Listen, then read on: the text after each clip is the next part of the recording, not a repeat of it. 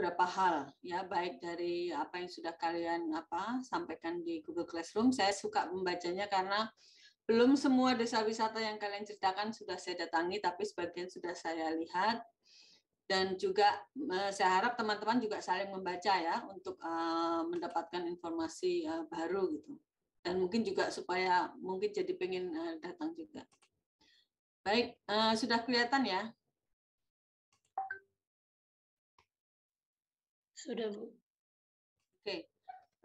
Baik, ini di pemaparan desa pengembangan desa wisata ini disampaikan oleh Ibu Edriana. Beliau ini dari Universitas Brawijaya di Prodi Pariwisata. Beliau membagi pemaparannya menjadi 4 topik bahasan. Ya.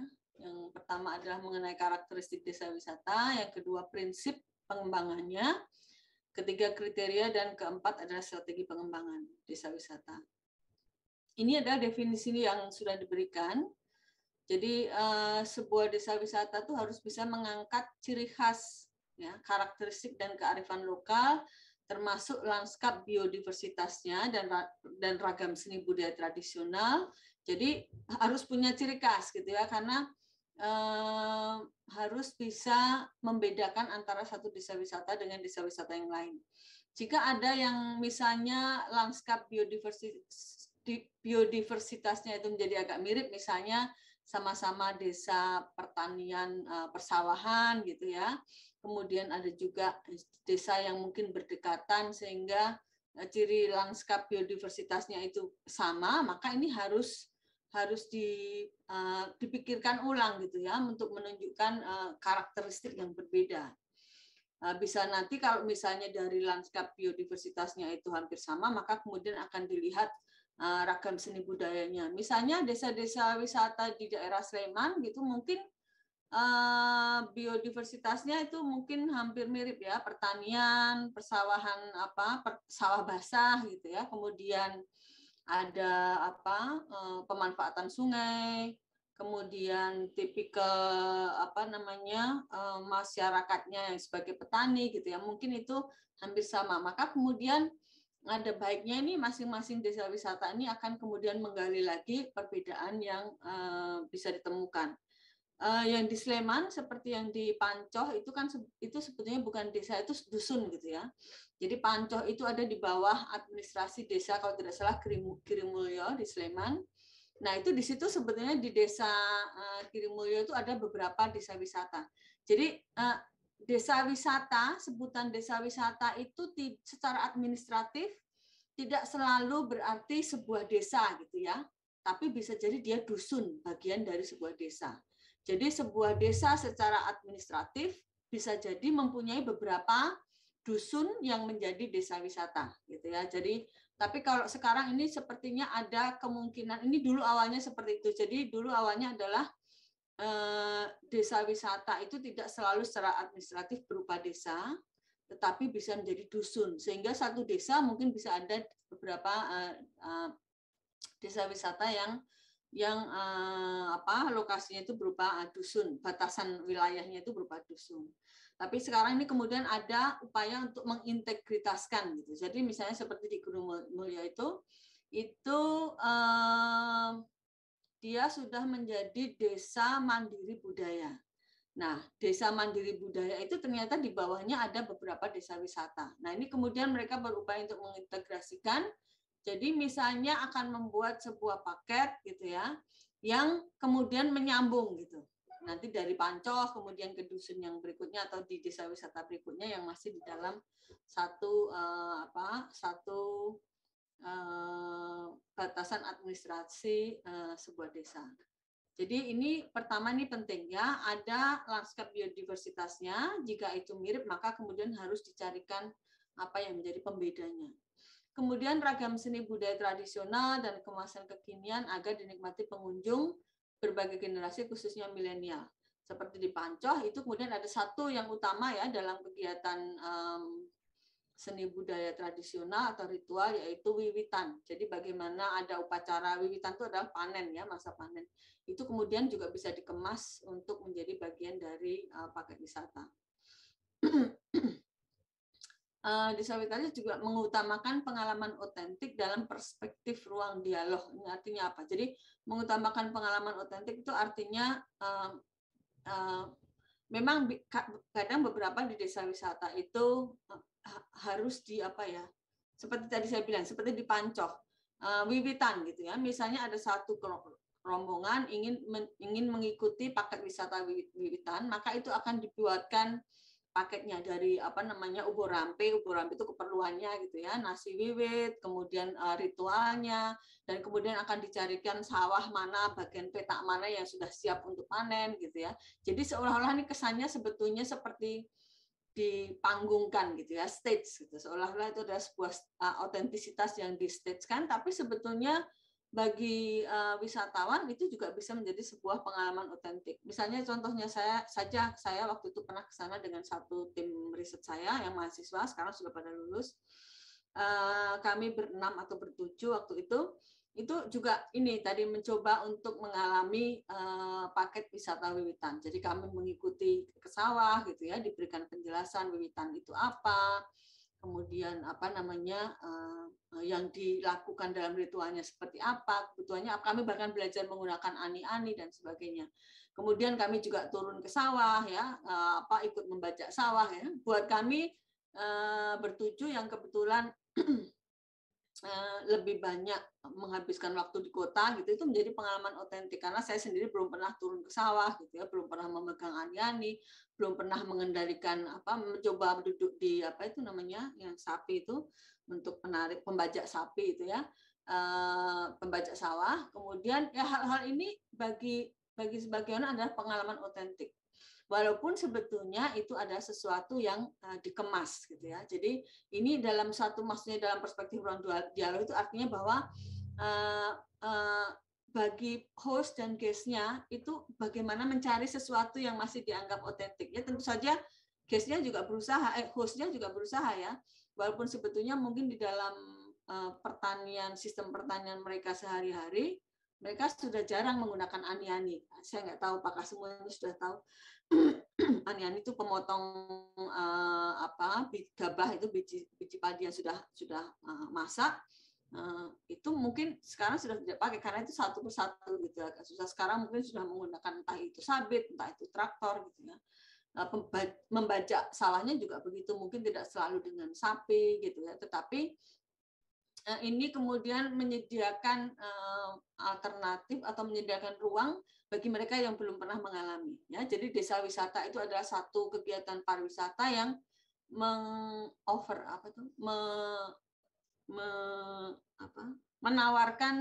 menawarkan satu pengalaman, ya, pengalaman yang bagi wisatawan itu adalah sesuatu yang otentik. Kemudian juga ini menawarkan interaksi dan pembelajaran kehidupan dengan dukungan manajemen serta pelayanan yang profesional. Nah, di desa wisata, ya salah satu contohnya juga mungkin di Pancoh atau ada beberapa teman menyebutkan Ngelanggeran. Ini juga ketika kita tinggal di homestay, gitu ya, di penginapan, itu juga menawarkan interaksi dan kita belajar, gitu ya, belajar karena biasanya kalau tinggal di homestay, misalnya yang itu mengikuti live in, itu mereka mengikuti schedule sesuai yang ditawarkan oleh misalnya pemilik homestay. Misalnya jam berapa mereka bisa ikut ke sawah, ikut memasak dan sebagainya ya. Jadi tetapi ini diperlukan dukungan manajemen. Jadi ada pengelolaannya. Jadi tidak kemudian serta-merta asal tapi ini dikelola supaya apa? Supaya kemudian pertama partisipasi masyarakat menjadi lebih teratur gitu ya. Kemudian juga manfaatnya juga menjadi lebih bisa diukur gitu. Kalau itu ada manajemennya, kemudian secara profesional pelayanannya ditingkatkan. Ini semua jadi kita mengalami kehidupan desa, tetapi itu sudah di dalam satu manajemen yang bagus gitu ya, di dalam satu pelayanan yang sudah profesional. Ini yang desa wisata. Jadi bukan sekedar hanya desa kita datang ke sana, minat dan sebagainya, tapi ini semuanya sudah dikelola atau didukung dengan manajemen yang profesional. Kemudian ini beberapa konsep mengenai prinsip pengembangan.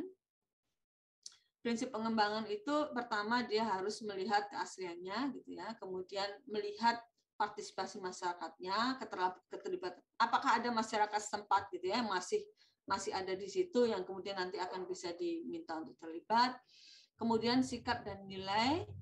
Sikap dan nilai ini penting, sebetulnya menarik desa wisata itu karena lagi-lagi contoh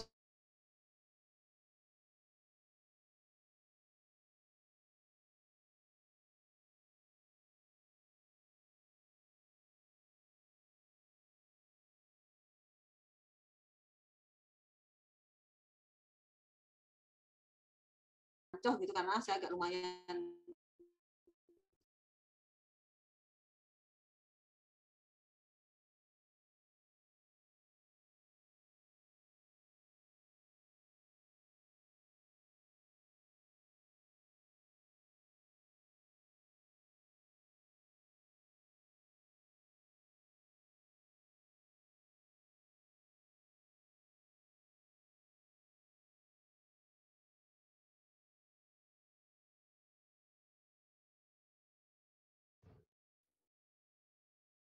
maaf saya terputus ya.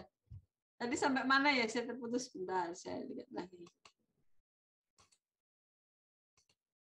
Tadi sampai di sini ya, saya terputus ya? Ya, oke. Iya, Bu.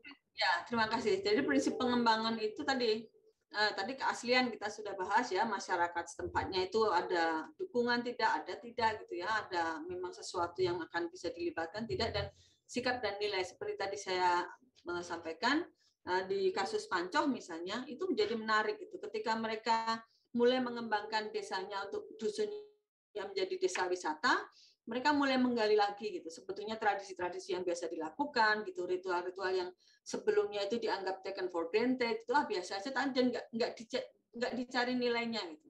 Tetapi kemudian karena akan dikemas menjadi sebuah atraksi, mereka harus berpikir, harus menggali lagi nilainya apa, maknanya apa, karena apa? Mereka ada kebutuhan untuk menyampaikan itu pada wisatawan kan. Jadi ini tadi ternyata ada nilai pentingnya juga. Jadi mereka menggali, kemudian belajar tentang diri sendiri karena harus menyampaikan informasi pada wisatawan.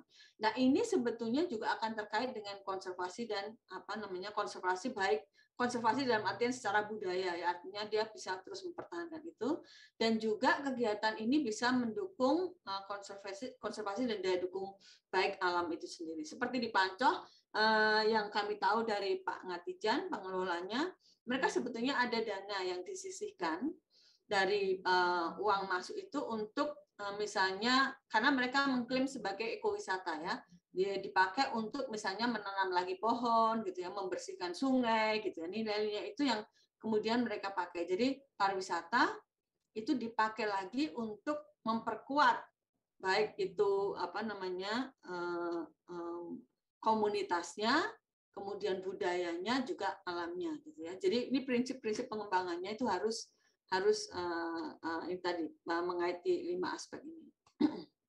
Oh sorry, mana tadi? Ya. Kemudian ini pendekatan pengembangan. Pendekatan pengembangan desa wisata itu 2 poin ya. Jadi berbasis masyarakat dan satu lagi berkelanjutan ya. Yang berbasis masyarakat ini ada beberapa aspeknya.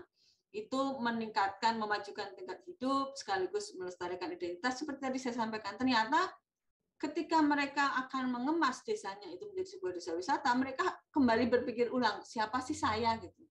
Ya. Karena dulunya awalnya seperti yang saya sampaikan di Pancoh itu masyarakat tuh agak apatis. Masa ada sih orang mau datang ke desa kita itu siapa sih gitu ya. Masa ada sih orang kota yang sudah maju kehidupannya sudah baik, masa mau ke desa mau belajar tentang kita gitu ya. Itu awal-awalnya seperti itu. Tapi ini kemudian ternyata justru itu membuat mereka belajar ulang dan mereka menjadi lebih percaya diri, oh ternyata ada ya orang kota gitu ya yang berpendidikan, yang taraf hidupnya lebih tinggi, ternyata mereka datang ke desa kita untuk belajar gitu. Nah, itu menggali lagi tentang mereka sendiri gitu ya. Kemudian tingkat pendapatan dan pemerataan gitu diharapkan sebetulnya desa wisata itu tadi meningkatkan karena menambah gitu ya, menambah sumber penghasilan dan kalau bisa juga itu menjadi lebih merata. Kalaupun tidak merata secara langsung, seperti yang saya belajar dari Ngelanggeran dulu adalah mungkin penghasilan langsung itu berbeda antar dusun gitu. Tapi sebetulnya pemerataan juga bisa dirasakan, misalnya seperti yang disampaikan yang dulu pernah saya dengar adalah bahwa dengan penghasilan dari desa wisata mereka bisa memperbaiki jalan. Jalan itu dipakai oleh semua orang gitu. Ya, jadi akhirnya ini tidak secara langsung mungkin dia mendapatkan hasil secara ekonomi, tetapi itu ternyata meningkatkan infrastruktur gitu ya, mungkin hal-hal lain yang juga didukung dari hasil desa wisata itu. Kemudian berorientasi pada UKM dan teknologi tepat guna. Ya yang tadi sudah jelas ya, artinya memang usaha kecil yang itu yang dipentingkan, karena ini sebetulnya desa wisata yang paling akan bisa bertahan, yang paling akan bisa mandiri adalah desa wisata yang tidak terlalu banyak dicampuri oleh investor luar. Jadi artinya bahwa yang mereka itu memang melibatkan masyarakatnya sendiri, itu yang akan paling bisa bertahan. Kalau kalian misalnya iseng gitu ya, mencoba mencari data jumlah desa wisata di Sleman, itu kalian akan melihat bahwa ternyata banyak sekali desa wisata yang rontok gitu. Jadi sekitar 10 tahun lalu mungkin ada penunjukan desa wisata dari pemerintah ya, waktu itu dengan ada satu program gitu ya, dukungan dana dari pemerintah, pembentukan Pokdarwis dan sebagainya. Tapi begitu dana itu habis, berhenti. Karena apa? Itu tadi tidak didukung dari bawah. Nah, ini apa namanya yang sangat penting. Kemudian pembangunan berbasis PBM ini juga salah satunya semangat kompetisi dan kooperatif. Ya tentu saja ini seperti di Melanggeran yang terakhir saya diskusi beberapa waktu yang lalu, saya diskusi dengan Mas Sugeng, itu antar desa wisata itu kemudian akan saling berkooperasi. Oh oke, kita akan coba bawa wisatawan misalnya dari Langgeran, akan kita arahkan misalnya ke desa sebelah yang membuat topeng batik gitu misalnya. Ya ini akan ini menarik karena apa? Ini sebetulnya menambah diversifikasinya ya. Jadi supaya wisatawan tidak hanya datang, karena sebetulnya desa wisata itu juga perlu untuk mencoba memperpanjang masa tinggalnya. Nah, kalau untuk membuat wisatawan tinggal lebih panjang, kalau dia aktivitas atraksinya tidak bervariasi itu sulit. Nah, salah satunya dengan mengembangkan koordinasi dengan desa-desa sekitarnya. Oke, saya punya atraksi ini. Seperti di Pantoh yang terakhir tahun lalu ketika kami PKM juga begitu. Pancoh dengan saya agak lupa nama dusun sebelahnya, itu mereka kemudian saling mengidentifikasi. Oke, di desa saya punya ini. Desamu apa? Ini apa? Kemudian mereka membuat, bahkan ada satu upaya membuat seperti dengan menggunakan chip gitu ya. Nanti dari sini ke sini ke sini ke sini. Dan ini juga terakhir di Kulon Progo saya juga tahun lalu ada penelitian juga, itu juga begitu. Jadi membuat ini mengkoordinasikan dusun-dusun atau desa-wisata yang berdekatan, tapi lebih apa yang harus dilakukan lebih awal adalah mengidentifikasi dulu ya, atraksimu apa, lalu nanti aksesibilitasnya bagaimana cara kita bisa ke situ, lalu ini semuanya harus dilakukan dengan koordinasi masing-masing desa.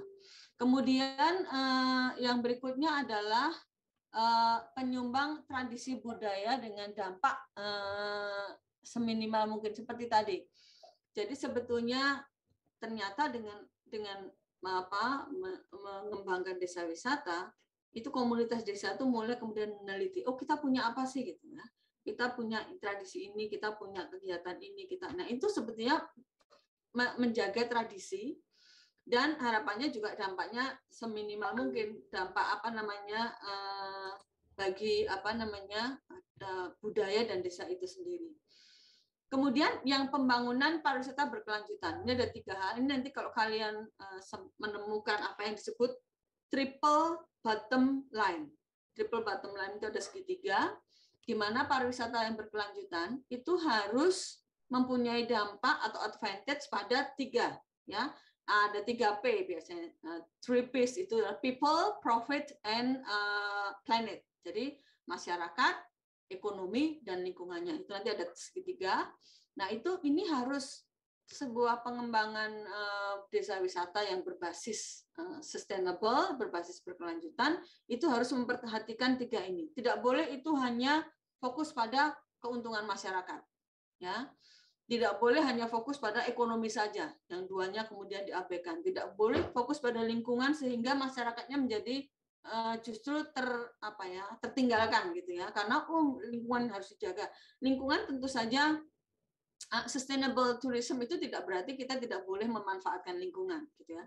Kita boleh memanfaatkan lingkungan, tetapi itu tadi, ya.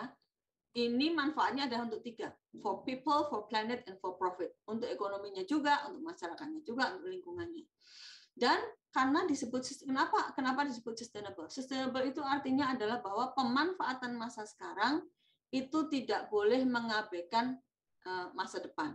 Ya, itu artinya apa? Kita tidak boleh mengeksploitasi alam sehingga generasi yang akan datang sudah nggak punya apa-apa lagi. Itu sustainable tourism. Ya. Jadi ketika kita memanfaatkan alam, boleh saja, tetapi jangan lupa kita tidak boleh mengeksploitasi alam sehingga generasi yang akan datang sudah tidak mendapatkan manfaatnya lagi.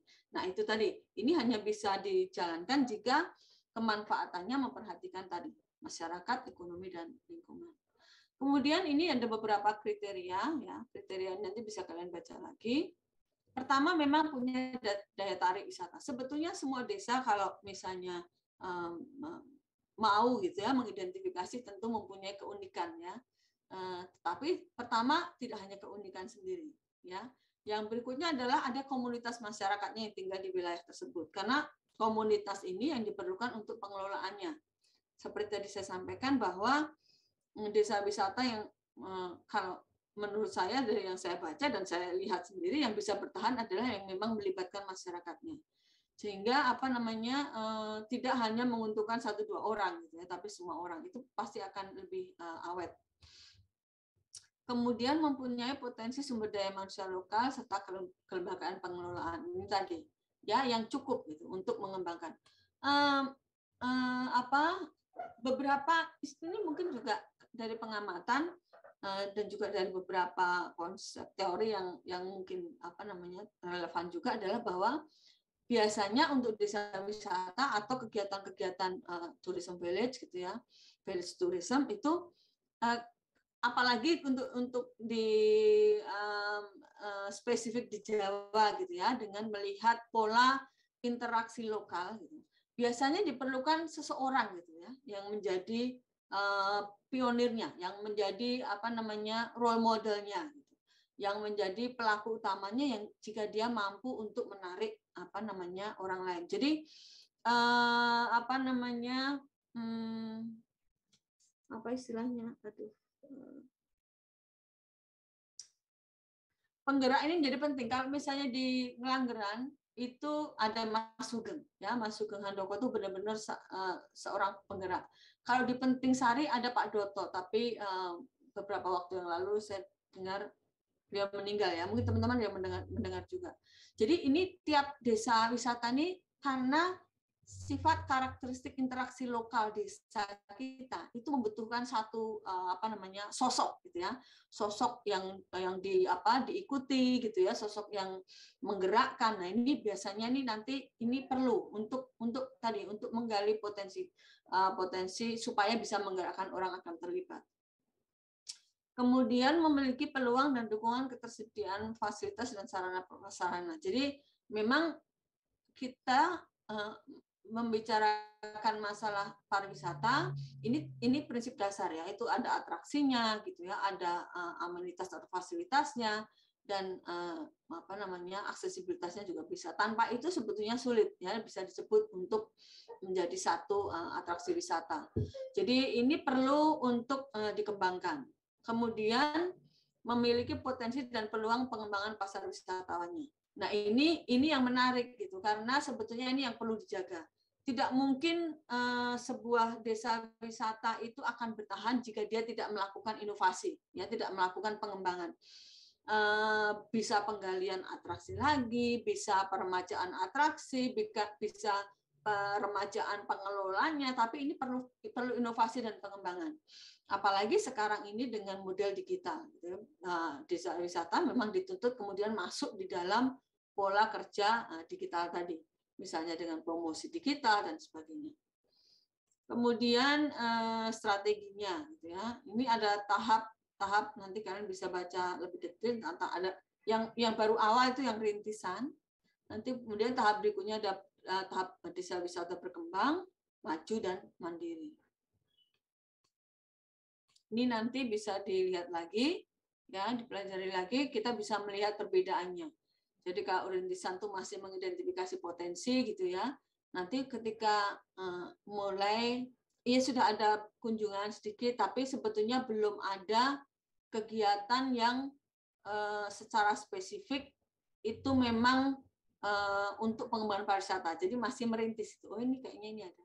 Baru nanti kemudian ketika berkembang itu mulai memikirkan oh kita sarprasnya harus mulai ditingkatkan, kesadarannya timbul gitu ya, kesadaran itu tumbuh bahwa oh kita ternyata ini bisa loh mengembangkan pariwisata itu. Nah itu mulai kemudian ada kegiatan ke sana.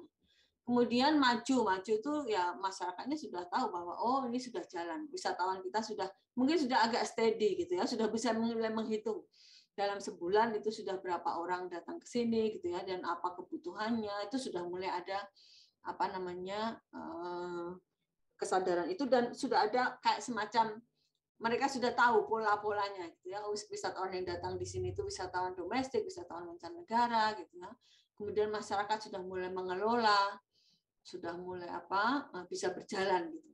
Sudah dan kalau yang sekarang ini ada dana desa gitu. Dana desa itu sudah mulai bisa dipakai untuk pariwisata. Dan kemudian mandiri.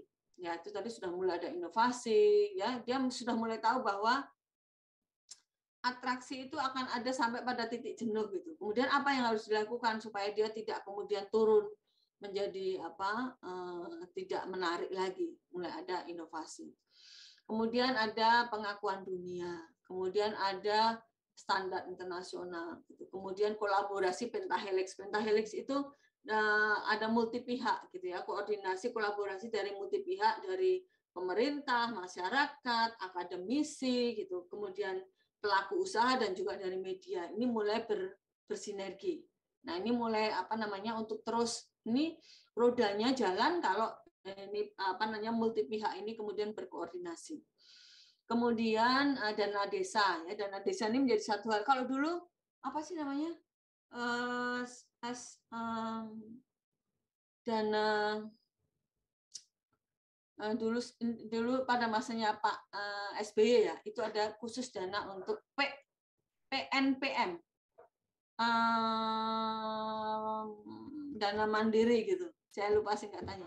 Ini dulu mereka menggunakan itu, sekarang ini banyak menggunakan dana desa. Kemudian digitalisasi. Ya, tadi kalau kita ngomongin tentang internasionalisasi, standar fasilitas sudah internasional, wisatawannya wisatawan internasional, destinasinya sudah diakui dunia, maka kemudian pemanfaatan digitalisasi ini menjadi penting. Kemudian ini nanti dibaca lagi ya, bahwa penahapan rintisan berkembang, maju, dan mandiri itu bisa diimplementasikan dari atraksinya, ya, bagaimana mengidentifikasi atraksinya. Kemudian juga bisa dipakai, diimplementasikan dalam aksesibilitas dan amenitasnya, ya, seperti yang saya minta di dalam tugas untuk kalian melihat 3A-nya. Kemudian juga tahapan ini juga bisa dilihat dari diimplementasikan dalam SDM dan masyarakat, dalam menilai SDM dan masyarakatnya, ya. Kemudian juga bisa dilihat dalam branding, advertising, dan selling-nya. Ini penahapan itu bisa dilihat dari itu tadi. Ini adalah persebaran desa wisata di destinasi super priority, super prioritas gitu ya. Ini yang dipromosikan oleh pemerintahan atau Kemenpar yang sekarang, Kemenpar ini ada ini kan ya, ekonomi kreatif ya, Kemenparekraf gitu. Nah ini ada apa namanya yang dipromosikan. Memang saya juga ingin mengingatkan teman-teman, ini tidak tanpa masalah gitu ya. Ini tidak kompleks. Ini bukannya tidak kompleks gitu. Ini bukannya hanya ada positifnya saja. Ini tentu saja ada kompleksitas, ada permasalahan, ada krisis gitu ya, ada penolakan, ada segala macam. Ini kompleks sekali. Jadi ketika pengembangan desa wisata ini di satu sisi sebetulnya ini karena dikaitkan supaya apa? Pengembangan aktivitas, pengembangan pariwisata experience, gitu ya, pariwisata berbasis pengalaman. Nah, pengembangan pariwisata berbasis pengalaman itu bisa sebenarnya didukung dengan desa wisata ini. Tetapi memang kemudian kita harus berhati-hati. Karena apa? Seperti tadi saya sampaikan, desa wisata yang bertahan adalah desa wisata yang bisa mengundang partisipasi masyarakatnya, atau desa wisata yang bottom up, gitu ya, yang dipromosikan oleh masyarakatnya, dikelola oleh masyarakatnya, dikembangkan oleh masyarakatnya, melibatkan masyarakatnya, menguntungkan masyarakatnya, ya, secara itu yang akan kuat, gitu.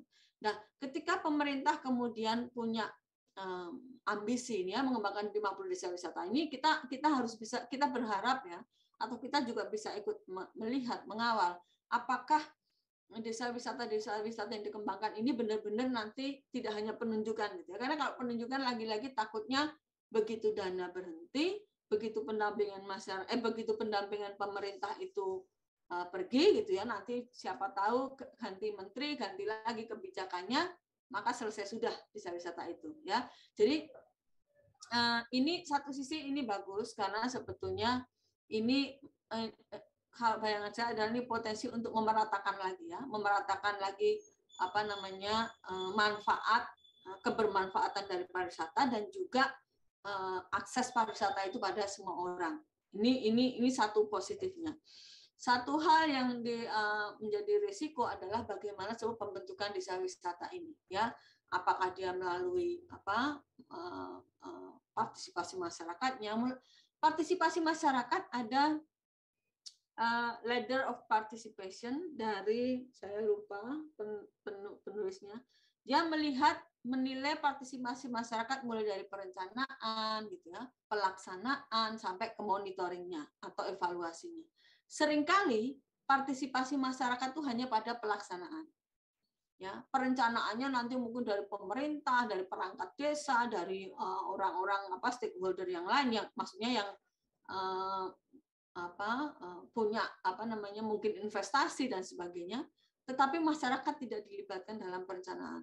Masyarakat baru dilibatkan ketika pelaksanaan. Mereka kemudian dijadikan pelaku atau untuk mengembangkan homestay, menjadi pedagang, menjadi dan sebagainya, gitu ya. Dan lagi-lagi nanti ketika evaluasi dan monitoring itu juga tidak dilibatkan. Ini seringkali ini terjadi. Sementara yang ideal adalah masyarakat dilibatkan dari level itu semua, ya, dari mulai perencanaan, pelaksanaan maupun evaluasi. Nah, ini mudah-mudahan pengembangan 50 desa wisata di destinasi super prioritas ini juga memperhatikan itu, ya. Kemudian ini strateginya, ya, bisa dilihat, ya. Jadi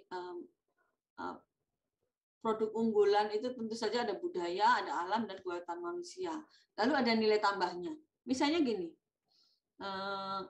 di Hawaii kemarin saya sempat ada penelitian kecil mengenai coklat dan tourism di Hawaii. Nah, kalau coklat itu sendiri di Hawaii itu, jadi pertanian ya secara garis besar di Hawaii itu susah karena menjadi terlalu mahal, gitu ya, harga tanah mahal, biaya gaji pegawai mahal, gitu ya, biaya produksinya mahal, sehingga kalau coklat itu dianggap sebagai komoditas, dia kalah bersaing. Jadi biji coklat kalau yang dari Hawaii yang memang grown locally, itu harganya bisa 3 kali lipat dari biji coklat yang diimpor misalnya dari Afrika. Jadi kalau coklat itu hanya dilihat sebagai sebuah komoditas, dia akan kalah bersaing. Nah, itu perlu kemudian ada nilai tambahnya, ya. Nilai tambahnya apa? Kemudian coklat itu ketika dia dikaitkan dengan pariwisata, maka kemudian ada farm tour, gitu ya. Kita bisa datang ke pertanian, ke kebun coklat untuk datang tour, nanti ada penjelasan, kemudian ada factory tour, kita bisa datang ke satu, kayak misalnya di sini coklat Monggo, gitu ya, kita bisa datang ke sana untuk kemudian ikut turnya, dapat informasi mengenai coklat, gitu ya, dengan membayar lebih. Nah, ini nilai tambah itu yang penting, ya. Nah, nilai tambah itu bagaimana bisa mendapatkan nilai lebih dari sekedar komoditas tadi, misalnya pertanian. Nah, ini semua terkait dengan ini semua, ya. sarprasnya, promosinya, digitalisasi, ada kaitan dengan Kemendes dan transmigrasi, kemudian ini pentahelix tadi, ya semuanya akan terlibat. Kemudian ini beberapa strategi yang lain, ya dengan pelatihan gitu ya, dengan pengembangan potensi daerah, bagaimana mengeksplor packagingnya seperti apa, presentasinya seperti apa, kemudian kompetensinya juga ditingkatkan, ya ini semua strateginya. Kemudian ya ini penutup, ya desa wisata sebagai produk wisata alternatif dikembangkan berdasarkan pada potensi desa dengan segala entitas masyarakat, alam dan budaya yang ada di desa itu sebagai kekuatan daya wisata. Sebagai salah satu produk wisata, desa wisata merupakan salah satu jawaban bentuk upaya pengembangan diversifikasi produk yang dapat dilakukan untuk menciptakan keragaman pilihan. Tadi ada diversifikasinya, pilihan produk wisata yang lebih bervariasi di satu daerah atau destinasi pariwisata yang langsung menyentuh langsung pada kecenderungan fenomena perubahan urbanisasi. Jadi tadi untuk menghindari itu, kemudian lagi-lagi ini satu daerah perlu dikuatkan supaya seperti di Nganggeran itu ya. Itu kalau dulu ceritanya awalnya itu kan juga mereka banyak migrant workers ya. Tapi dengan adanya pariwisata ternyata itu mengurangi itu. Mereka kemudian lebih tahu bahwa mereka bisa tetap berkarya di desa aja, gitu ya, mengembangkan desa dan mendapatkan kehidupan dari situ. Ada panduan ya dampaknya, sehingga memang tadi manajemen dan pelayanan yang profesional itu penting supaya ini tadi masuk pada kegiatan pariwisata yang sustainable, yang berkelanjutan, ya bisa dikontrol dampaknya. Jadi tidak hanya kemudian ini menarik ya. Nganggeran itu waktu saya penelitian 2016-17 ya. Itu saya waktu itu juga ikut pada diskusinya ketika mereka mengatakan akan menaikkan harga tiket gitu. Awalnya mereka agak khawatir karena rencana penaikan harga tiket itu waktu itu kalau tidak salah ingat bersamaan waktunya dengan masa Lebaran, di mana itu puncaknya gitu ya, orang pada datang.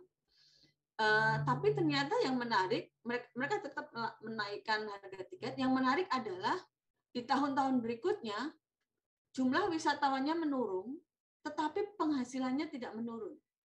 Dan itu menyebabkan masyarakatnya menjadi lebih nyaman karena tidak overcrowded gitu ya. Dan orang yang datang ke sana karena dia membayar lebih, orang yang datang ke sana itu memang niatnya mau datang ke sana dan mau membayar lebih gitu ya. Kalau yang kemudian murah kan udahlah, bayar murah terus enak. Nah ini sebenarnya menarik gitu ya. Jadi bagaimana pengembangan desa wisata itu juga harus dipikirkan sustainability-nya. Salah satunya adalah dengan kontrol jumlah wisatawan yang masuk. Cara mengontrol jumlah wisatawan yang masuk salah satunya tadi menaikkan biaya tiketnya. Ternyata itu berkurang ya jumlah wisatawannya, tapi penghasilannya tidak berkurang, bahkan tahun berikutnya penghasilannya lebih meningkat. Spendingnya ternyata lebih besar. Ternyata orang-orang yang datang ke sana mau membayar lebih, mau berbelanja lebih. Ya, jadi ini perlu juga menjadi salah satu strategi. Oke, saya kira ini tadi saya ingin mengulang lagi gitu ya, memberikan catatan-catatan pada materi atau PowerPoint yang sudah disampaikan. Oke, baik, kita akan membuka saja ruang diskusi, dan silakan kalau ada pertanyaan, komentar ya atas materinya atau atas tadi beberapa pemaparan saya. Silakan. Iswan, silakan. Izin bertanya, Bu. Ini ya. Untuk desa wisata yang merupakan desa adat itu kan yang kayak atraksi wisata utamanya itu kan budayanya ya, Bu. Nah, misalnya kalau yang seperti yang telah Ibu sampaikan tadi itu ketika wisatawan sudah sampai kepada titik jenuhnya, untuk desa-desa adat ini tuh cara inovasinya supaya menghindari kejenuhan wisatawan itu baiknya seperti apa ya, Bu? Supaya juga kan untuk menghindari komodifikasi dan eksploitasi budaya. Terima kasih. Oke, baik, itu pertanyaan yang bagus sekali. Sebenarnya itu memang sulit ya. Karena selalu orang berpikiran bahwa kebudayaan itu ya yang bagus itu dia tidak berubah gitu ya. Dia tidak mengalami perubahan, apalagi jika perubahan itu hanya untuk komodifikasi. Sebetulnya ada banyak. Misalnya gini, model digitalisasi ya, misalnya. Ini saya yang baru terpikir karena memang saya memang agak berpikir memang harus hati-hati gitu ya untuk kemudian melakukan inovasi pada misalnya ritual atau kebudayaan atau performance gitu, memang harus hati-hati. Tetapi ada satu yang menarik gitu, yang sekarang kalau kalian bisa melihat juga di YouTube, itu Keraton Jogja ini punya channel khusus keraton ya. Jadi dulu keraton ini kalau tidak salah setiap hari lahir raja yang hitungan Jawa, mereka ada yang namanya Uyon-Uyon Adiluhung. Kalau zaman dulu orang bisa datang, itu ya sebelum pandemik. Orang datang, orang menikmati itu. Nah ini setelah pandemik, ini mandek gitu kan, mereka tidak bisa mendatangkan orang.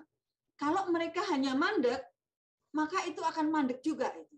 Uyon-Uyon Adiluhung itu tidak akan dilakukan lagi. Terus kemudian ternyata mereka punya inovasi. Inovasinya melalui digital tadi. Channelnya jalan terus, dan mereka melakukan adiluhung itu tanpa penonton. Ya, direkam, kemudian diunggah di channel YouTube, sehingga penonton bisa datang. Dan ini inovasi ini ternyata justru memperluas audiens, memperluas jangkauannya. Gitu ya, memperluas jangkauannya sehingga orang di mana bisa lihat. Nah, hal-hal seperti ini mungkin juga akan bisa dilakukan oleh desa wisata. Memang kemudian ada satu permasalahan penting, karena kalau untuk keraton mungkin dia ada dana istimewa gitu ya, untuk pendanaan menyelenggarakan itu semua masih bisa dilakukan. Dan saya sebetulnya pada saat ini juga masih berpikir apakah mereka juga akan memanfaatkan dari YouTube itu untuk pendanaan gitu ya, tapi saya belum sampai ke sana pengamatan saya. Nah ini tadi juga yang bisa dilakukan. Jadi sebetulnya inovasinya itu kan tidak harus mengubah tadi misalnya tariannya tidak harus diubah, pengiringan karawitannya tidak harus diubah, tetapi kemudian penyampaiannya dia menggunakan digital. Nah ini seperti yang di desa wisata juga seperti itu. Saya kira kemarin jadi tahun 2020 di PKM kami di Pancoh kami membuat penelitian mengenai virtual tourism di Pancoh gitu ya. Bagaimana sebetulnya virtual tourism itu bisa membantu itu tadi. Di dalam kami membuat satu video gitu ya, menunjukkan apa sih prosesi wiwitan itu seperti apa, maknanya seperti apa. Tetapi kami membuat catatan. Virtual tour itu kalau untuk desa wisata sebetulnya kurang bisa, kebermanfaatannya kurang bagus gitu ya. Karena sebetulnya desa wisata itu membutuhkan wisatawan datang dan experience di sana, gitu kan? Tidak bisa kemudian dimediasikan dengan virtual tour. Misalnya berbeda dengan museum gitu ya. Museum-museum sekarang sudah banyak ada virtual tour gitu. Kita bisa masuk ke mungkin ada yang membayar, ada yang tidak, tapi bisa kita dengan itu. Nah, ini berbeda dengan karakteristik desa wisata yang sebetulnya menekankan experience. Tetapi somehow tetap virtual tour itu yang seperti yang kami susun itu juga ada manfaatnya, karena itu apa? Itu bisa menjadi ajang promosi. Ya, promosi untuk kemudian menawarkan pada masyarakat ini loh seperti ini. Kalau yang kami bikin dulu, bagaimana kita juga membuat video mengenai menunjukkan kesiapan desa wisata dalam menghadapi masa new normal. Mereka sudah siap dengan tempat cuci tangan gitu ya. Mereka menyiapkan hand sanitizer, dan kemudian karena ada ritual makan bersama kan, itu makannya kemudian sebelum makan cuci tangan dulu, kemudian menggunakan sarung tangan untuk yang menyiapkan makan, menggunakan masker gitu. Ini bagian dari inovasi yang supaya kebudayaan itu tidak kemudian ini kalau tidak dilakukan apa-apa ya berhenti gitu. Ya kalau tidak ada wisatawan datang ke sana, mereka tidak bisa menyampaikan kemasan paket ini ya terus gimana gitu. Tetapi ini bisa tetap dilakukan dengan inovasi tadi. Tentu saja inovasi kan misalnya kalaupun nanti sudah mulai dibuka, nah ini masih menggunakan masker gitu ya, masih ikut ritual itu, masih mungkin ada penjarakan dan sebagainya, dan kemudian juga menggunakan apa itu sistem registrasi gitu ya, apa namanya booking dulu, kemudian cashless payment gitu ya. Nah ini mungkin yang dimaksud dengan inovasi tadi. Jadi tidak kemudian sebetulnya juga tidak kemudian asal-asalan ya ini, tapi inovasi itu bisa dari medianya gitu ya, cara penyampaiannya. Saya kira itu yang saya bisa sampaikan Iswan ya. Jadi saya juga menurut saya juga perlu hati-hati inovasi jika itu pada produk budayanya gitu ya. Jika itu pada misalnya ritualnya itu juga perlu supaya tidak kemudian over komodifikasi. Komodifikasi itu sebetulnya kan terjadi di apapun gitu ya, tidak hanya di pariwisata. Semua perdagangan itu sifatnya komodifikasi gitu ya, menjual nilai, menjual nilai gitu, values gitu ya. Itu semuanya sebenarnya komodifikasi. Dan apa namanya komodifikasi tidak kemudian totally bad gitu ya, karena sebetulnya ya itu kan mengemas lagi. Tadi misalnya mengemas lagi upacara wiwitan untuk ditampilkan. Nah ini lagi-lagi komodifikasi itu menjadi bad gitu ya, menjadi buruk kalau itu ada eksploitasi terhadap budayanya sendiri atau eksploitasi terhadap orang-orangnya.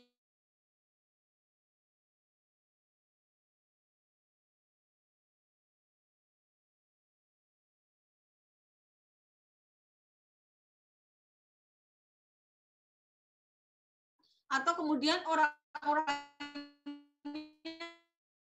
jadi negatif. Saya kira itu Iswan, apakah sudah cukup atau masih ada yang mau ditanyakan? Oke, baik, terima kasih. Silakan yang lainnya.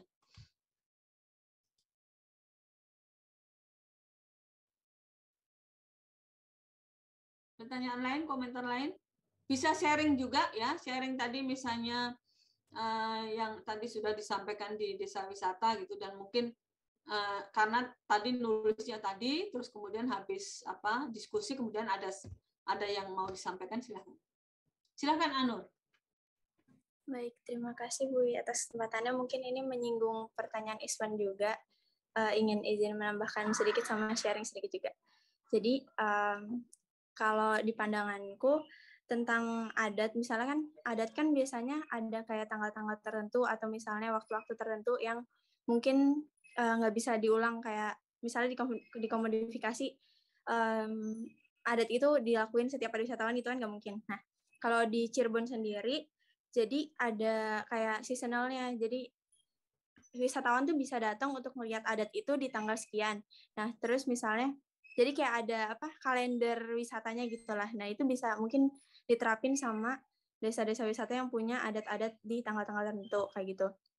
Terus inovasi lainnya, inovasi kalau di Cirebon terutama yang saya review itu Desa Gegesikulon itu. Jadi wisatawan itu bisa belajar adatnya itu. Jadi kayak biasanya kan wisatawan cuma melihat adat. Nah, kalau di Cirebon itu bisa belajar. Jadi kayak misalnya ada adatnya kan kayak ada tarian-tariannya kayak gitu. Nah, wisatawan bisa belajar tariannya, terus wisatawan bisa belajar seni teaternya dan lain-lain kayak gitu. Jadi mungkin yang bisa diinovasiin di mana wisatawan tuh bisa merasakan prepare-nya kita sebelum melaksanakan adat gitu. Jadi itu juga buat berkelanjutannya budaya gitu kalau menurut saya. Terus mungkin bisa dilihat juga di kayak warisan budaya yang tangible-nya, kayak misalnya kalau di Desa Gegesikulon sendiri itu ada lukis kaca, terus ada ukiran kayu dan lain-lain. Nah, itu bisa jadi kayak workshop untuk wisatawannya juga. Jadi kayak di mana wisatawan tuh bisa menikmati proses pembuatan dari budaya-budaya yang ada di sana, sekaligus sebagai souvenir juga kayak gitu sih. Terima kasih. Baik, terima kasih Anur. Ya, saya kira tadi saya sepakat ya. Jadi Saya dulu pernah dapat cerita dari salah satu kakak kelas kalian yang sudah selesai. Saya nggak tahu, mungkin nanti ada teman-teman yang mungkin ingat apa namanya, mungkin juga tahu. Ini yang mengenai satu apa ya? Dia itu di mana ya? Itu apa namanya? Memanen cacing laut gitu loh. Di malam hari. Ada yang pernah tahu enggak? Jadi ke laut satu malam tertentu mereka akan memanen cacing laut gitu. Nah, ini kan sebetulnya ada apa namanya? Ini seasonal seperti Anu tadi bilang. Tapi seasonalnya karena memang itu secara alam gitu ya. Secara alami memang adanya hanya masa-masa tertentu. Tapi ternyata ini kemudian mendatangkan wisatawan luar biasa banyak gitu ya. Nah, ini kemudian ternyata ditangkap oleh Dinas Pariwisata setempat. Kemudian mereka membuat semacam calendar of event. Memasukkan salah satunya ini, tetapi tidak memperhatikan musimnya. Nah, yang terjadi adalah ketika dilakukan tidak di musim yang sesuai, ya wisatawan nggak bisa dapat itu cacingnya, nggak ada yang keluar gitu. Nah, ini yang menurut saya tadi ya. Jadi komodifikasi yang tidak tidak hati-hati, yang memang tidak, ini sangat eksploitatif, mengeksploitasi kebudayaan dan mengeksploitasi wisatawan juga gitu. Ini menurut saya yang tidak bagus ya. Jadi sesuatu yang sebetulnya bisa dilakukan, misalnya tadi secara musiman itu bisa dilakukan berulang, bisa dimasukkan dalam calendar of event, tapi ya jangan mengada-ada gitu ya, yang memang disesuaikan gitu. Nah, inovasi, tadi saya jadi ingat ya dengan Iswan. Inovasi itu salah satunya tadi seperti saya sampaikan, misalnya membuat batik di tempurung kelapa, misalnya, membuat batik di topeng, di kayu gitu ya. Itu kan juga sebuah inovasi terhadap batik tadi itu sendiri. Kemudian yang Nur tadi ya, itu memang apa namanya, ya ini kreativitas itu memang kemudian harus ada batasnya gitu ya, harus ada batasnya, harus ada landasannya gitu ya. Jadi tidak mengada-ada, tidak mengeksploitasi, mengeksploitasi budaya itu sendiri ataupun mengeksploitasi orang-orangnya, baik host maupun guest-nya. Itu kan juga ini kan dieksploitasi ya. Kalau misalnya sebetulnya itu nggak bisa dilakukan, tapi kemudian dipromosikan hingga orang datang dan tidak dapat apa-apa, itu kan sebenarnya mengeksploitasi juga. Nah, ini yang kira-kira seharusnya lebih bisa diperhatikan. Oke, baik. Terima kasih, Anur. Sekarang silakan Asti. Raise hand, silakan.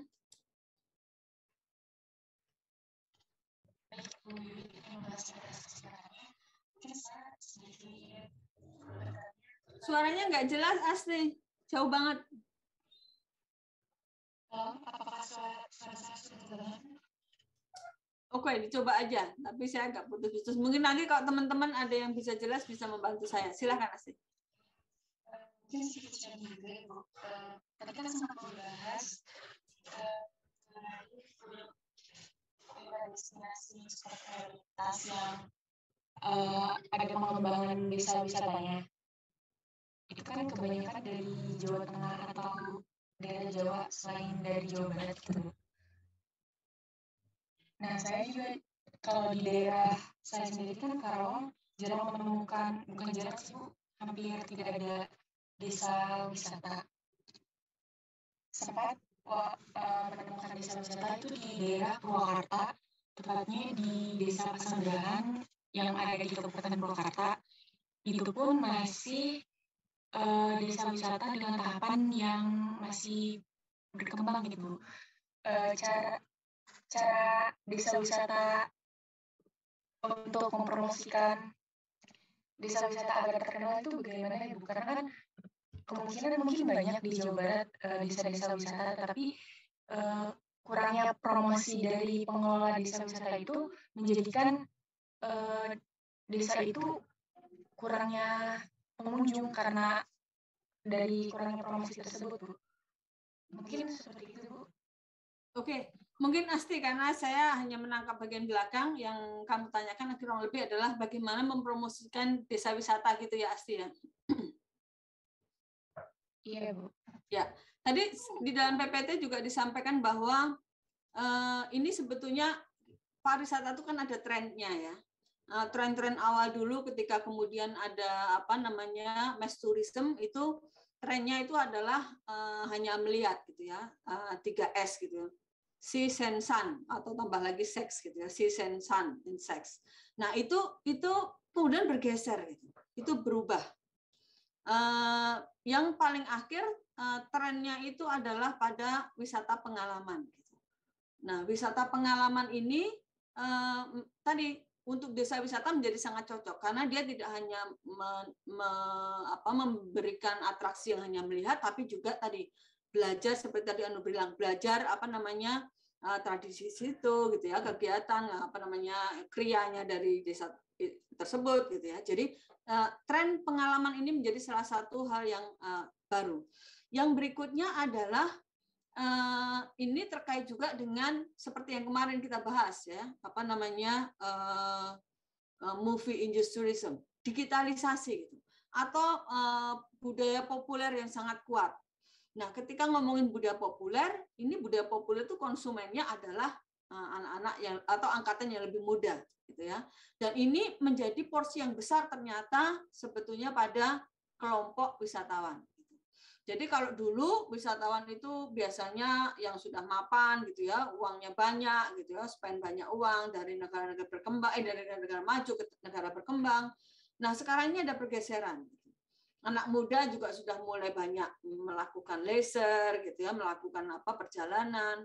Nah, ini dengan melihat tren ini, maka kemudian kita juga bisa melihat bahwa promosi yang paling masuk untuk tren wisata pariwisata itu adalah dengan promosi digital ya. Jadi ini nanti kita nggak tahu sampai kapan gitu akan bergeser lagi gitu. Tetapi untuk saat ini memang yang paling kuat itu adalah tadi seperti ada ya branding dan tadi BAS tadi itu memang kemudian digitalisasi itu menjadi sangat penting ya. Branding, advertising and selling ya, bagaimana membuat ini ada kaitannya juga ya, membrandingnya misalnya brandingnya sebagai desa wisata, kemudian sellingnya adalah dengan paket wisata karena apa? Wisatawannya adalah wisatawan experience. Ya, membuat paket wisata, kemudian advertisingnya apa? Dengan digital. Nah, jadi ini tadi kemudian untuk desa wisata ketika dia mempromosikan tentu saja tidak hanya atraksi alam, ya, tidak hanya sekedar datang dan melihat, tapi juga ada kegiatannya, ya. Kemudian caranya lewat apa? Ya, lewat media digital. Jadi ini tadi kemudian ketika dia mau mengunggah promosi maka tidak cukup hanya menunjukkan foto-foto alamnya, tetapi kegiatannya apa saja yang bisa dilakukan di sana. Jadi saya kira ini nanti ada itu bagian bagian di PowerPoint ya, bagian implementasi program branding, advertising and selling. Ya itu nanti bisa saya kira saya sepakat bahwa ini tren ini memang harus diamati terus. Nah, oleh karena itu kenapa desa wisata itu perlu bekerja sama secara pentahelix. Ya. Itu akademisi perlu di situ. Karena akademisi ini sebetulnya yang bisa selalu mengikuti ya, memahami fenomena trennya itu seperti apa. Nah, dengan dia bekerja sama dengan akademisi, misalnya di kita di prodi kita kan dengan bekerja sama dalam program PKM gitu ya, mereka kemudian juga belajar ternyata ini yang diperlukan seperti ini. Jadi saya kira itu tadi Asti ya, gimana Asti? Sudah menjawab Bu, bolehkah saya izin bertanya lagi Bu? Ya. Jadi yang awal itu saya menanyakan, jadi di Jawa Barat jarang saya temukan desa wisata. Nah, sekalinya saya mendapat desa wisata itu di Pasanggerahan di Purwakarta. Dan itu pure pengelola dari desa wisata itu. Jadi kurangnya promosi itu karena mereka belum tahu harus mempromosikannya bagaimana. Dan pada kota-kota yang telah maju akibat dari globalisasi juga kurang gitu untuk pengembangan desa wisata. Dan keterbatasan pengelola tanpa investor. Dan saya mau bertanya, investor ini dibutuhkan untuk pengembangan desa wisata atau enggak ya Bu? Ya, oke. Melihat hal tersebut, terima kasih. Oke, terima kasih. Ini investor tuh memang harus hati-hati ya. Setahu saya ya, ketika saya ngobrol dengan Mas Sugeng dulu, mereka benar-benar menghindari investor luar. Gitu. Ketika orang cuma mau, saya mau bikin hotel di sini atau penginapan di sini padahal dia bukan orang dari situ misalnya. Atau saya mau ngasih invest berapa miliar gitu ya untuk pengembangan apa. Nah, ini harus hati-hati karena itu tadi. Pertama, ketergantungan pada investor itu menjadi sulit karena kemudian partisipasi masyarakat akan terbatas gitu ya, atau akan kalah gitu ya, kalah dengan investor. Yang kedua juga investor itu kan hitung-hitungannya profit gitu ya. Begitu dia kemudian akan merasa kehilangan profit, ya hilang terus bagaimana gitu. Jadi sebetulnya investor ini ya sebaiknya ya dari dalam masyarakat sendiri. Mereka menginvestasikan entah itu lahannya, entah mereka ada loh desa wisata yang diawali dengan dana patungan itu ada. Jadi masyarakat kemudian saling menyumbang, kemudian itu dihitung gitu. Dihitung seperti investasi. Misalnya dulu pada waktu pendirian kita membutuhkan uang 50 juta dan ada 50 orang dengan sumbangan 1 juta satu orang.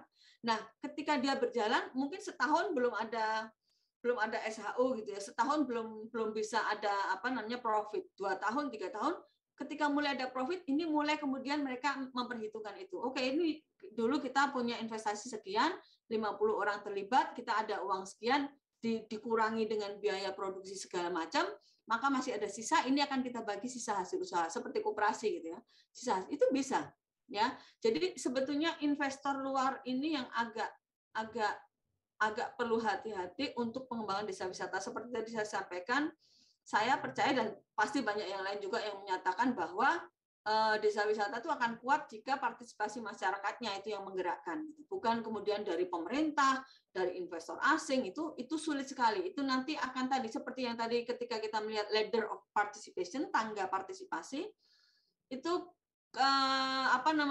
kalau melibatkan investor luar, maka masyarakat pasti hanya akan ada pada eksekusi, pada pelaksanaan. Dia tidak akan terlibat dalam perencanaan, apalagi di dalam evaluasi dan monitoring gitu ya.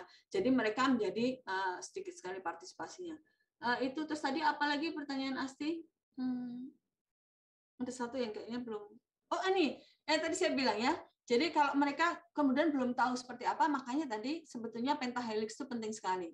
Dan sebetulnya ya produk kita ya, produk pariwisata itu sebetulnya punya idealisme ingin bisa merambah atau memberikan manfaat kepada sebanyak mungkin aktivitas pariwisata ya, terutamanya desa wisata, karena fokus kita kan pada pengembangan masyarakat desa gitu.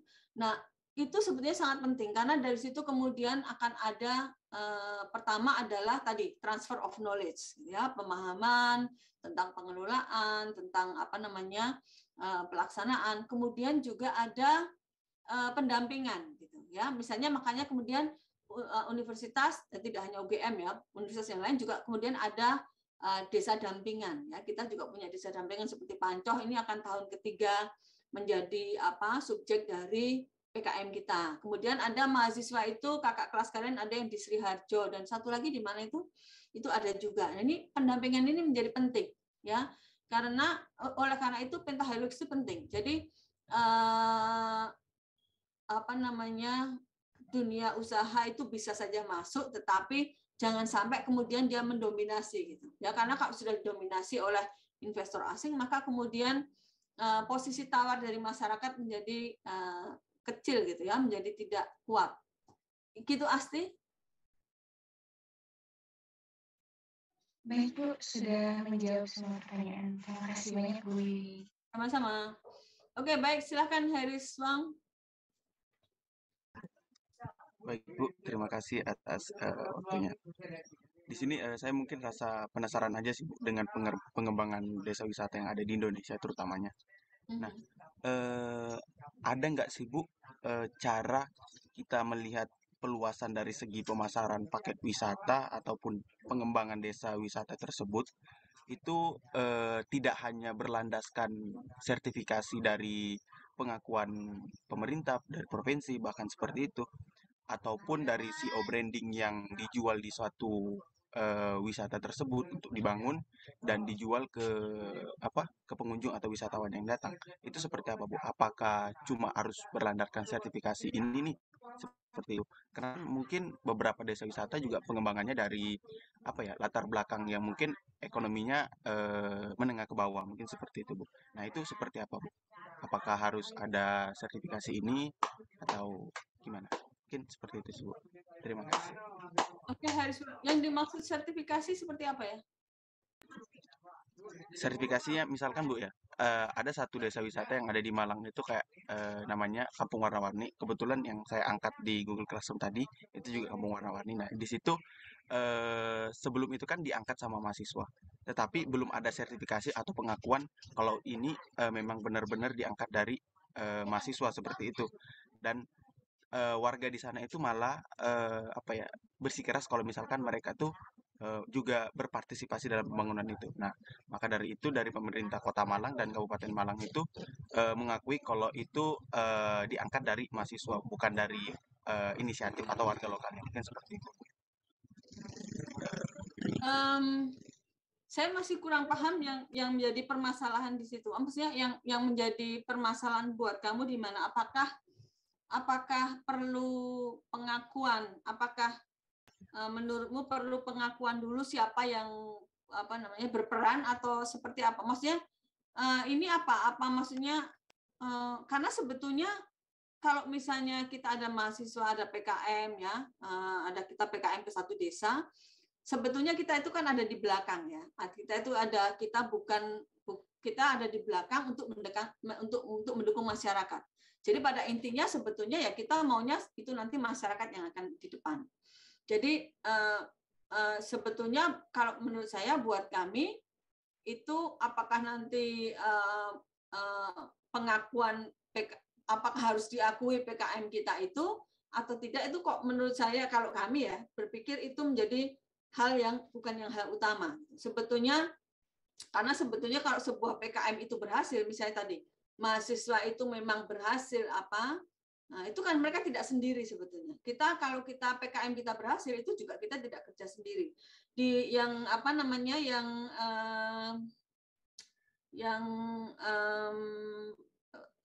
PKM kami di Pancoh tahun 2020 itu metodenya adalah community based participatory research. Jadi kita memang mengakui bahwa program kita itu tidak bisa jalan kalau tidak ada masyarakat. Jadi itu sebetulnya yang tadi saya masih belum menangkap yang menjadi keberatan Hirschwang itu apa gitu loh. Masalah Hirschwang itu apa? Gimana? Permasalahan itu kayak ini loh Bu, kita kan mengembangkan mungkin dari latar belakang mahasiswa Bu ya, dari basisnya mahasiswa. Nah tapi dari warga desa tersebut itu cuma nggak mau kalau mahasiswa tuh yang bangun gitu loh Bu. Tapi tetap ada partisipasi dari mahasiswa, tetapi dari warga lokal itu tetap diikutkan juga untuk berpartisipasi dalam pengembangan itu. Tapi kan sekarang mungkin beberapa pengembangan desa wisata yang saya lihat, terutama yang ada di Sulawesi itu peran aktif dari mahasiswa aja, jadi nggak ada inisiatif dari warga lokal kayak gitu. Jadi apakah harus ada pengakuan tersendiri gitu Bu? Oh ini loh saya yang bangun, ini loh saya yang ngembangin gitu. Apakah gimana Bu? Ya. Mungkin seperti itu konsepnya. Sebetulnya pendekatannya itu jangan kemudian masalah pengakuannya. Jadi sebetulnya kalau sampai kemudian ini mahasiswa datang ke sana kemudian merasa mengklaim dia yang kerja, masyarakat itu sebenarnya kurang bagus juga ya, karena sebetulnya masyarakat mahasiswa ke sana seperti kami PKM ke Pancoh itu sebetulnya bukan kami ya, ini bukan persoalan kami gitu, tapi sebetulnya kami ingin masyarakat itu yang melibatkan masyarakat supaya masyarakat sebetulnya yang maju, sebetulnya itu sih.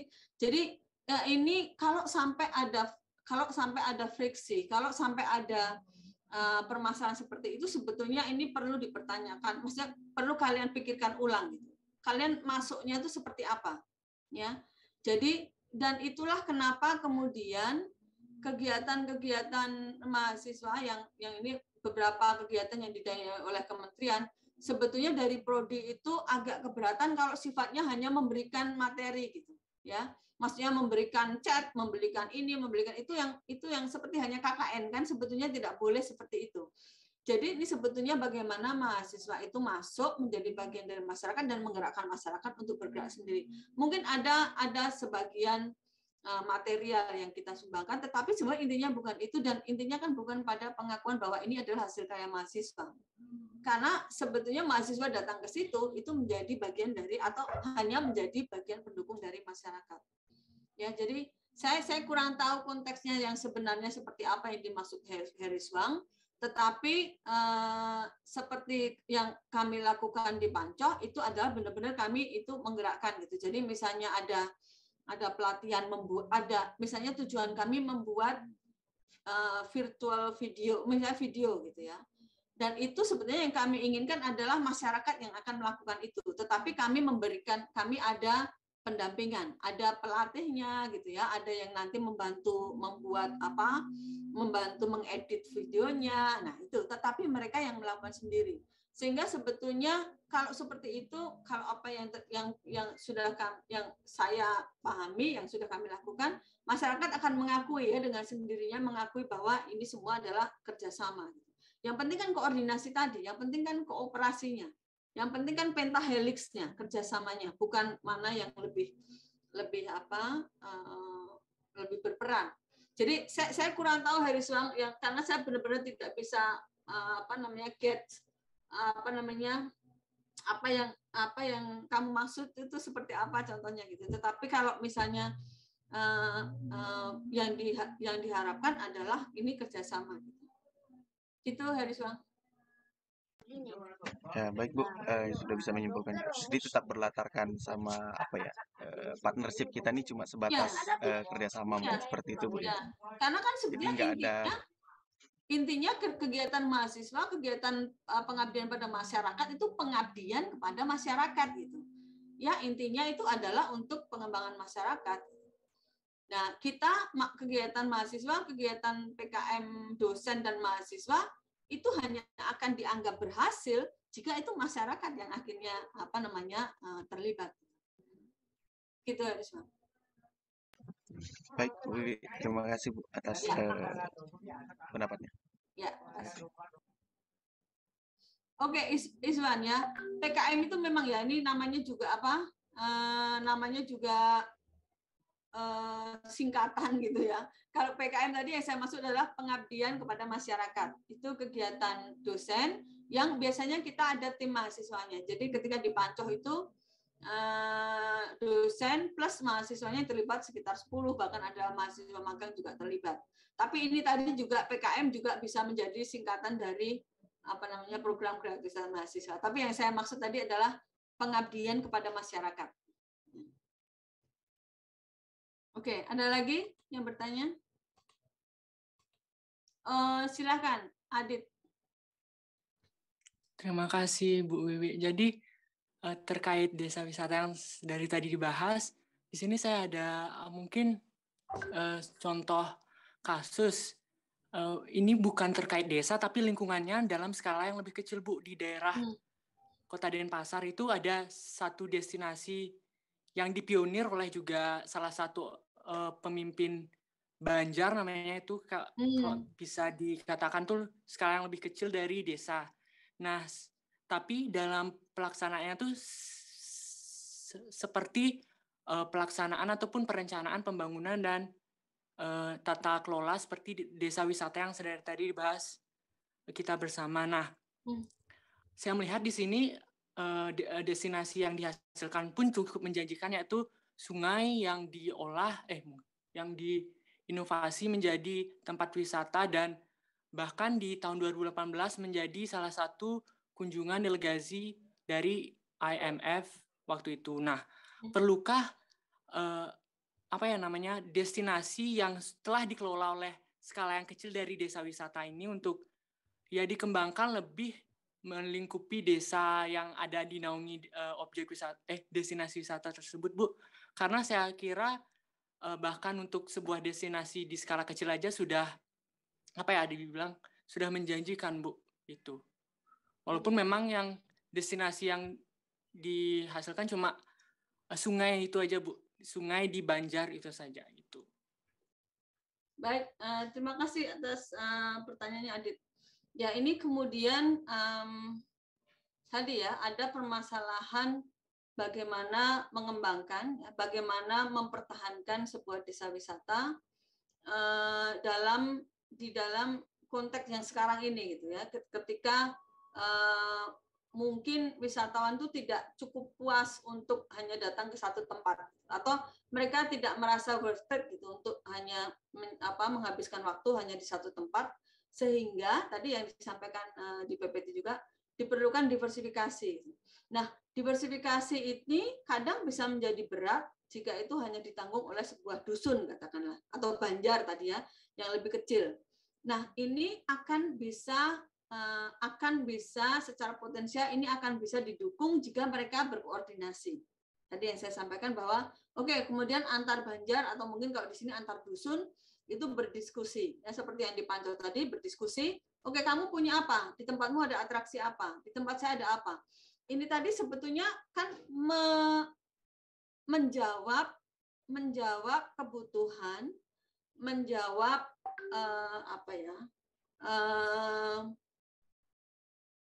apa yang dicari oleh wisatawan sekarang gitu ya Adit ya. Jadi ini bukan masalah apakah harus bergabung atau tidak. Ini permasalahannya apakah dia sebetulnya membutuhkan untuk bergabung itu supaya tetap bisa bertahan atau supaya bisa berkembang. Jadi saya kira ini bukan masalah bahwa kamu harus bergabung karena apakah kemudian saya bisa sendiri kok. Tetapi ini masalahnya kan sebetulnya kaitannya seperti tadi. Tren wisata yang seperti apa, kebutuhan atau apa yang dicari oleh wisatawan. Ini yang sebetulnya kan kemudian membuka atau menuntut desa wisata yang berdekatan itu untuk bekerja sama. Ya, seperti yang Kulon Progo tahun lalu saya juga ada yang tadi saya sampaikan, penelitian mengenai kolaborasi antar desa wisata. Dan ini sebetulnya kolaborasi itu tidak hanya memperkuat dalam pariwisatanya saja, karena ternyata ketika mereka berbuat kolaborasi ini memperkuat social relationship juga, ya, kebudayaan secara sosial mereka menjadi lebih kuat, gitu ya. Jadi tadi kompetisi atau kooperasi, gitu. Ini menjadi kalau tidak misalnya ya, ini menjadi akan lebih baik ketika mereka bekerja sama daripada ketika harus berkompetisi, padahal ini antar desa, gitu. Ya, jadi Adit ini jangan dibalik bahwa kalau kamu harus kamu harus berkoordinasi dengan yang lain, atau misalnya kamu tidak bisa bilang bahwa saya sudah cukup. Ini bukan masalahnya, bukan itu. Masalahnya adalah bagaimana sebetulnya menjawab perkembangan pariwisata yang membutuhkan itu tadi, membutuhkan untuk para desa wisata ini untuk bekerja sama. Jadi itu sih yang bisa saya tanggapi, Adit. Mungkin ada lagi yang atau belum terjawab, Adit? Sudah terjawab, Bu Wiwi. Terima kasih. Ya, jadi saya ceritakan sedikit yang waktu di Kulon Progo. Itu waktu itu kami juga mengumpulkan ya perwakilan dari desa wisata. Kemudian kami ada fokus group discussion. Kemudian kami mengidentifikasi. Kami meminta mereka untuk mencoba membuat paket wisata yang melibatkan, gitu ya. Lalu mereka membuat beberapa paket wisata dengan zona ini. Nanti ini akan datang ke desa ini. Nanti desa ini akan atraksinya apa, desa ini apa. Lalu paket wisata yang kedua, zona yang mana. Nah ini ternyata itu tadi bukan hanya masalah pariwisata, ini ternyata kemudian juga memperkuat relasi sosial gitu, antar warga yang di antara desa wisata itu yang mereka ternyata berdekatan. Yang kalau tanpa itu kemudian mereka akan merasa bersaing gitu. Nah, ini persaingan antar desa wisata itu bisa jadi dampaknya juga tidak hanya pada pariwisata juga kan, dampaknya juga pada relasi sosial juga gitu. Nah, ini sebetulnya ini ada bagusnya juga sebetulnya, tidak hanya untuk menjawab kebutuhan atau tantangan pariwisata sekarang atau kegiatan pariwisata sekarang, tetapi juga sebetulnya memperkuat relasi sosial juga. Oke, ada lagi yang bertanya? Oke, kalau tidak ada, saya kira ini sudah hampir jam 12 dan kita tadi diskusinya sudah sangat menarik. Kita silahkan dibaca lagi PowerPoint dan juga videonya dilihat lagi, dan silahkan juga membaca komentar teman masing-masing ya. Jadi akan menarik. Saya tadi juga membaca juga menarik sekali. Ternyata banyak sekali desa wisata yang perlu kita kunjungi gitu ya. Karena ini pasti masing-masing desa wisata ini punya karakteristik yang berbeda gitu. Tawaran atraksi yang berbeda, kondisi amenitas dan juga aksesibilitas yang berbeda, tetapi ini menjadi sangat menarik gitu untuk melihat. Dan juga nanti ketika kalian kan baru semester 2 ya, nanti semakin semakin ke depan gitu, ketika mulai semakin terekspos dengan teori-teori, dengan metode-metode riset, kalian akan tahu bahwa ini desa wisata ini menawarkan satu subjek riset yang luar biasa kaya gitu ya. Jadi di satu sisi menjadi subjek riset, di sisi lain juga ini yang saya harapkan bahwa kita ada di Prodi Pariwisata ini juga turut serta gitu ya, ikut andil dalam tadi kaitan di Pentahelix tadi dalam pengembangan desa wisata yang PBM berbasis masyarakat dan sustainable atau berkelanjutan. Oke, saya kira itu, dan ini karena minggu depan masih dalam cuti bersama ya. Jadi saya cuti atau kami cuti itu tanggal 29 sampai baru masuk lagi tanggal 9. Jadi karena minggu depan kita tidak ketemu, saya mau mengucapkan selamat menyambut Lebaran ya. Saya sendiri sebetulnya tidak merayakan, tapi keluarga saya juga ada yang merayakan. Jadi selamat menyambut Lebaran, selamat melanjutkan puasanya, semoga lancar sampai Lebaran tadi nanti, dan mohon maaf lahir batin gitu ya. Kalau yang mau mudik hati-hati di jalan, sampai ketemu dengan keluarganya. Oke gitu ya, sampai ketemu 2 minggu lagi, dan tetap semangat, sehat selalu. Makasih. Terima kasih Bu Wiwi. Terima kasih Bu. Terima kasih Bu Wiwi. Terima kasih Bu.